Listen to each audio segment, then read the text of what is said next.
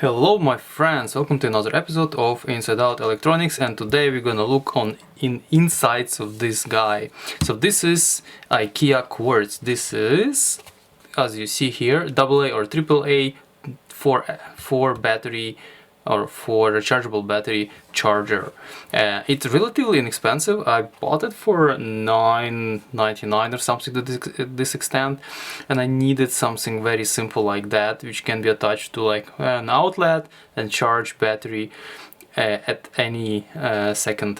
So it should be readily available. I had much more sophisticated charger, but that charger I would like to keep use for my more advanced batteries. But just for any time, every time or everyday batteries, I decided to take a look at this one. So, enough talking, let's take it, first of all let's unbox it and then take it apart. Doesn't say much around here.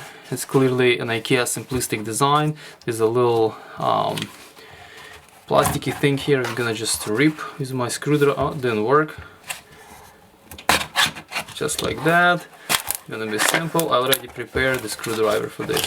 So it's straight up here, very simple design, and there is nothing else in the box.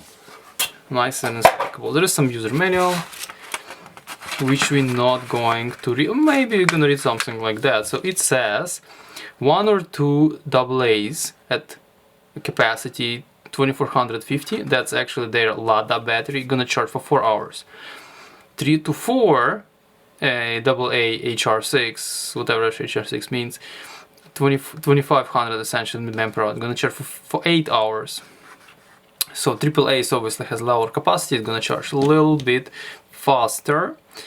Yeah, and current obviously gonna be lower, so hence the slower current. So usually they charge at 1/10 of the capacity, so it's gonna be like 250 milliamp for the big ones and 90 milliamp for smaller ones, and obviously the shorter the charging cycle because of lower capacity. So there is some operation instructions.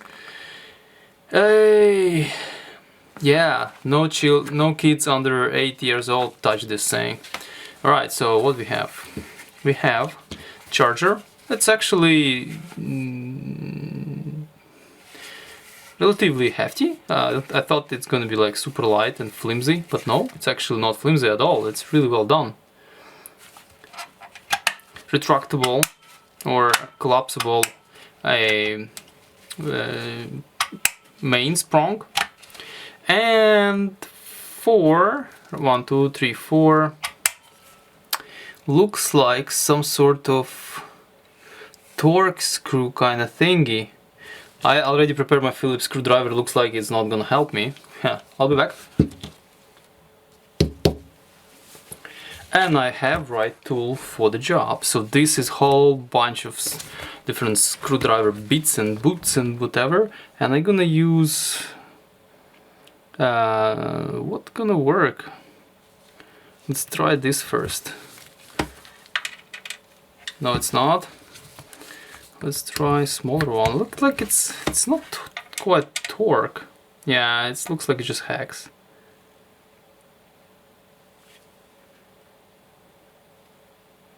Yeah, I'll give it a try.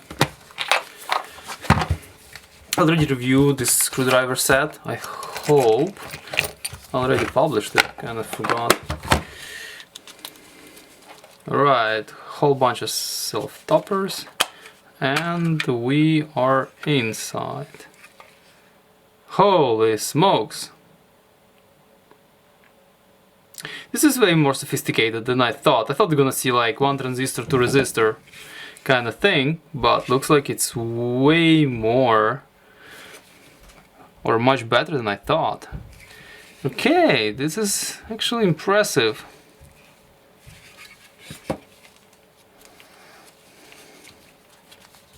The main thing for me is to understand if this thing would be capable of charging each battery individually without, for example, keeping like 2 or 3 of them or 4 of them here. Okay, yeah, this is actually positive. positive. There is one big chip over here, probably charging controller. There is 3 chips over here. Obviously one of them should be a voltage regulator, and 2 others I don't know. Whole bunch of smaller things, probably only 3 transistors, 4 transistors. Okay, so that's actually quite promising.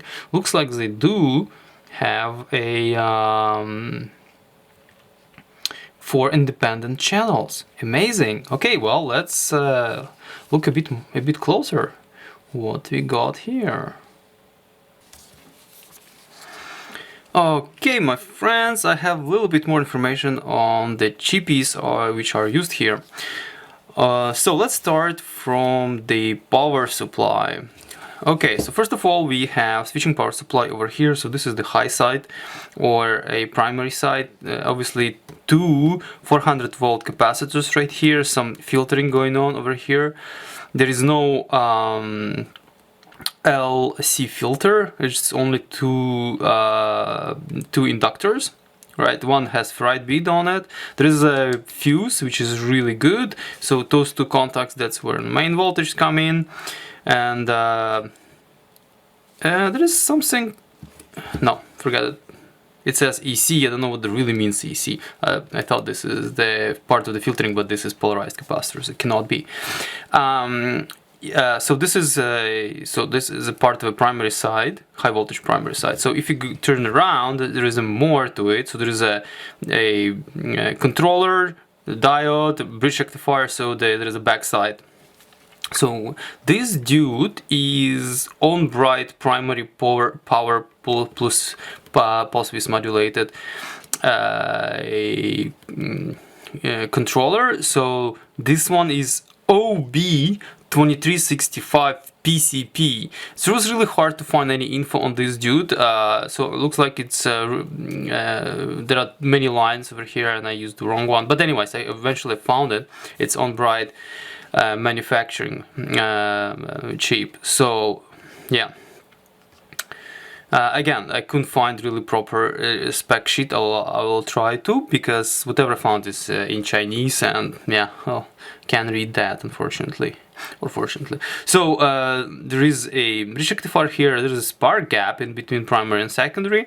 Clearly they indicated primary and secondary by this line. There is a divider over here to separation, and if you look over here, that clearly even indicated that this is the secondary part and this is the primary over here at the tech. So transformer, so 1, 2, 3 pins on secondary. Okay, and over here we have a feedback optocoupler, which is again between primary and secondary. So on secondary we have this dude, and this one is, so this is SP6037, like the secondary side, high performance synchronous power rectifier converter. It's made by Sync Power Taiwan. So yeah, I got the info on this one. Then we have this voltage regulator, which is 5 volt fixed LDO, probably for this dude, and I'll tell you what this guy is a bit later. Well, clearly it is microcontroller, yeah. Clearly for this dude, need 5 volts, so this runs at 5 volt. This is a Schottky diode, I think. It is SS1110. If you go a little bit down, we have those 1, 2, 3, 4 transistors, and these guys are RZC. Apparently this is the company name. Dual N channel MOSFET. This is probably to control a to control the charging voltage, the charging current on the each individual battery, and also apparently it's also used for protection. There are some transistors over here, potentially for controlling the LEDs, because there are, or maybe not. Actually, I'm kind of curious why those cutouts are here. Potentially they used for some different sort of terminals. like similar to this one, I guess. Yeah, but I don't know why they are here. On this side, there is a 4 LEDs, 4 terminals, so each LED corresponding to each individual terminal. There is this S1 pin, I don't know, curious what is that. 2 filtering capacitors on the secondary side. One is 22 volt, another is 10 volt, and 22 microfarad, and hard to tell, like 100 microfarad or something to this extent, yeah, or 1000. It's really hard to tell, it's just on this side. Which is very notable, it's 2 thermistors over here, so I have only 2, not 4, but it's still way better than just not having any thermistors. So this is really good because that's gonna have some sort of temperature control. If your battery is gonna overheat, it's not gonna blow up, I hope. So let's go, got some goop here, let's go a bit further. This dude, unfortunately, it says AS85BM or AS856M. Really hard to make it out. Have no idea what is that. Have no idea, unless you can help me. Yeah, it's really hard to identify this dude, and it's not really straightforward what it does actually. I don't think it needs any voltage regulation. It's not voltage regulator. Yeah, not 100% sure. EEPROM, I don't know, maybe. What else it can be?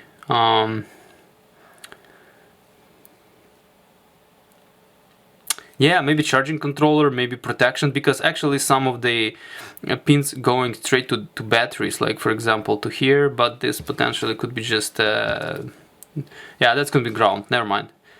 Yeah, really hard to tell what this dude does. Okay, well, the main dude, this guy, this is Elon, that's the company name, EM78F73N. Then there is a whole bunch of more specific things like NS020J, which is like a different sort of models. So this guy is 8-bit microcontroller. It has a whole bunch of GPIOs and things like that, which is kind of makes sense. It doesn't have much of a memory. It's yeah, 128 bytes or something. I don't remember exact specific. And then it has 4 by I think it has 4 kilobyte of flash, and it has notably, it's very interesting, it has 8-channel 10-bit ADC, which is kind of cool because I thought this sort of cheap device won't have any, like would have only 8-bit ADC or anything like that, because it's 8-bit micro. But yes, it has 10-bit ADC, which is okay for this particular purpose. I think this is pretty much it on this side. Not much really talk about anymore, but an overall impression is actually pretty good, and I think for the amount of money I pay for it, I think it's a pretty decent battery charger. The only thing what's left actually to check how good is that thing, if it's performed properly or not. So we're gonna put it all together and give it a shot. I'm gonna create a little article on my web page where I'm gonna include photos of this thing and links to all PDF spec sheets I found on those particular chips, and you can analyze this thing to your heart content. Yeah.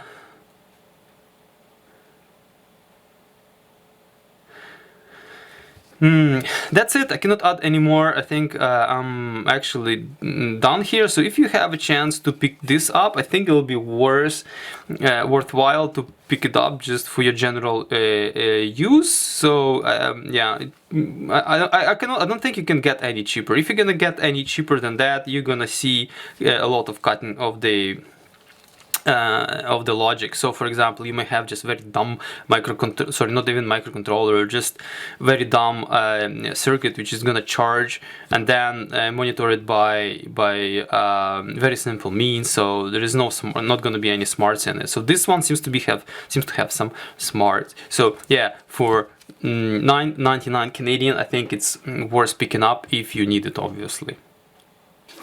So here I prepared 4 Amazon Basics AA's, and they just go just like that. It's not very snug here, but decent. some other charger. Like this one is really loose, look. But that's okay, you can actually bend over those, I think, leads. This one is better. Alright, so yeah. Now, let's power it up. And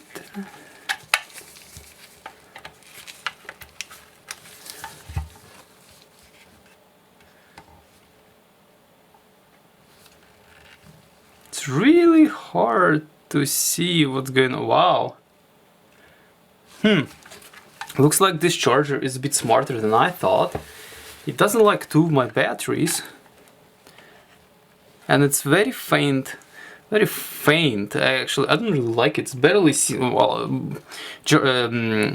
granted, there is pretty intense light here. But those two batteries, it refused to charge for some reason. Yeah, obviously those are oldest on batteries on the older side, but they should be fine. I measured each individual battery. I put their capacity, like for example in this case it's 1110, so this battery is clearly shot because this is supposed to be 2200. This I don't even know, actually 2000, not 2200. Yeah, this one. Yeah, charger doesn't like that one. Those two are fine. This one reads 1600. Actually, this one reads 600. And this one, yeah, unknown. So, looks like a little bit more functionality than I expected. So this charger also gonna check the probably internal resistance of the battery before it's gonna charge it. And if it doesn't like it, it's gonna say, Arrivederci, battery. Yeah. You see, it keeps blinking. I hope you see that. This one, he'll keep blinking. Interesting. I have other charger. I have LaCroix charger, which is actually very smart. Can do charge discharge, charge refresh, and any other modes. You name it. That thing charges those battery properly. I also have Ikea charger. It charges these battery properly. Yeah, this charger seems to be a little bit dumber, and it decides that the resistance of this battery is outside its range. It refuses to charge. Well, it's sort of good because this is consumer level model and it's supposed to protect consumer, and if this battery has bad resistance, or this is actually bad battery, it would not charge it to protect itself and the customer from some exceptional conditions. So anyways, I obviously not gonna chuck those batteries, gonna charge it in different charger, but those two battery will remain here and I'll finish charging. Alright, so guys, if you need a simple no-brainer charger, this is good. This is great actually, especially if you're using theirs, Lada, AA or AAA, this is probably gonna work very well because I assume it might be tuned up for their particular battery, like resistance and charging current. So for example, I'm not sure if it's gonna sense the current and adjust the charging current, for example, from like 200 to 250 to 200 or 190 or something milliamp. You know what I did not check? I did not check if those terminals and those terminals have they connected to different power sources, but potentially they maybe not. Anyways, that's a side note. It's a really good charger if you want just planning to charge batteries. Don't bother with discharging. Don't bother with any other modes. You wanna charge with single current, and you have one set of batteries, and you're always gonna be using them forever together. Because if you have different batteries from different sets, from different age, eventually when you're using them like 4 or 2, they would have different capacities, they would have different internal resistances, and if using them all with different resistances, eventually they're gonna degrade. The one which is the worst one will degrade even faster because it's gonna be discharging the other batteries and so on and so forth. So performance is gonna be